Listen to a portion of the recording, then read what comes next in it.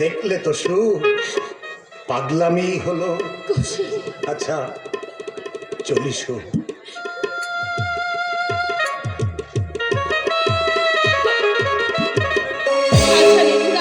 তুমি কি জানো বাবা কেন মাস্টার মশাইকে পড়াতে নিষেধ করেছে? বাবু যে আপনার বিয়ে ঠিক করেছে। বিয়ে আমার? এ কি বলছো তুমি? আমি যে নিজের কানে শুনেছি দিদিমণি। তা পাত্রটিকে? ওই যে লক্কা ফায়ারের মতো চেহারা, ইদানিং এ বাড়িতে খুব যাতায়াত আরম্ভ করেছে। প্রদোষ বাবু দিদিমণি, আমি চাকর বাকর মুখ্য সূক্ষ্ম মানুষ, ভালো মন্দ কিছু বুঝি নেই, তবু আমার মনটা যেন কইছে ওই প্রদোষ বাবুর দোষের সীমা নেই। ওর সঙ্গে বিয়ে হলে আপনি কিছুতেই সুখী হবেন দিদি। আমি সব জানি দিদিমণি, আমি সব জানি। আপনারা দুজন দুজনকে খুব এই দেখো আমি যাক দিদিমণি, আমি যাক।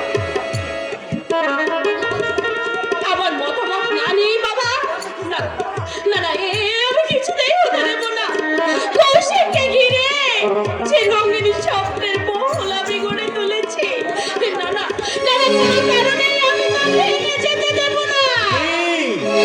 কি ভেঙে যেতে দেবে না? আমার ভবিষ্যৎ সুখের স্বপ্ন।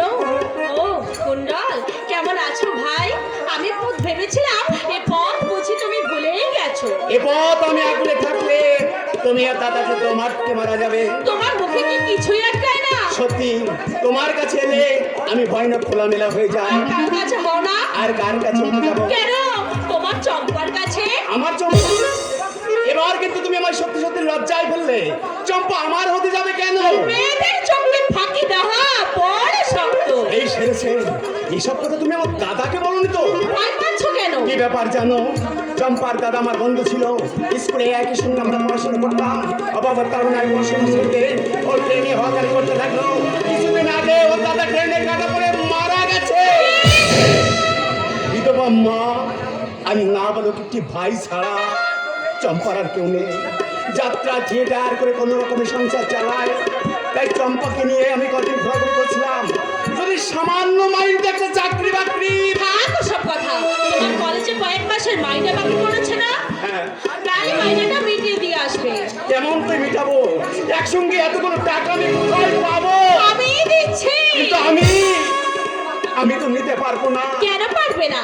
মনে করো না টাকাটা তুমি ধার নিচ্ছ? আর 70 বার মতো ক্ষমতা আমার যে নেই। তাছাড়া পরের কাছে হাত পাতা। আমাকে পরে বা ভাবছো কেন?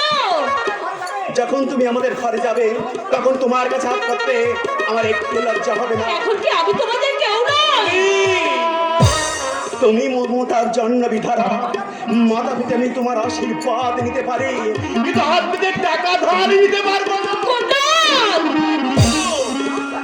প্রাণ থাকতে আমি আমার দাদার অবাধ্য কোনোদিন হতে পারবো না, কোনোদিন।